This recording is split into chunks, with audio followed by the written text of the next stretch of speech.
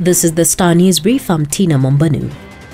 From the back-to-back diplomatic meetings in New York at the UN General Assembly, President William Ruto has flown back to intense firefighting at home, where his key government lieutenants are engaged in bloody power struggles. The storm is wide-ranging, pitting senior officials in ministries as well as political figureheads who should know better given the positions they hold.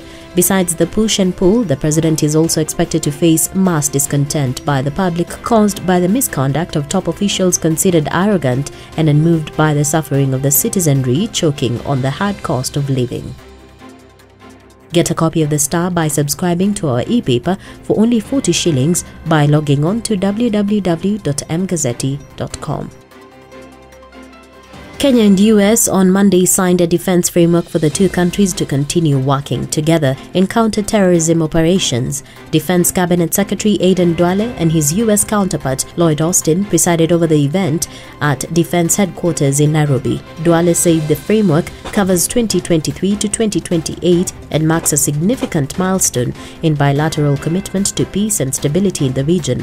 He said the cooperation will enable both countries to respond effectively to the ever-evolving security challenges in the region and beyond. The Ministry of Education has unveiled a new grading system to be implemented in the 2023 KCSE exam. According to the new grading structure, only 2 mandatory subjects will be required for computing the mean grade.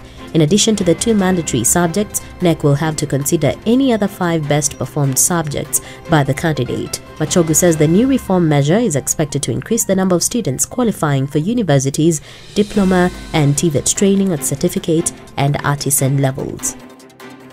How do adoptive parents let their child into the fact as they grow so that they feel the craving of self-awareness and identity? Mishandling of the information and failing to pass it right may turn tragic, like the case of BNG, who turned against her adoptive parents in the fits of rage, knifing the only mother she ever knew to death.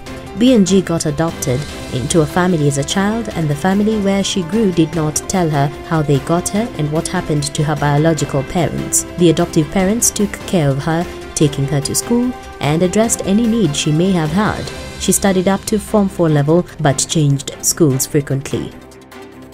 And President William Ruto has told the new Director of Public Prosecutions, Renson Milele, to prepare to face criticism in his line of duty. Ruto says this, being a state office, calls from Kenyans demanding accountability and transparency in the manner in which services are rendered is inevitable. Speaking on Monday during the swearing-in ceremony at State House, the head of state reminded him that he was assuming office at a unique time in the country's history.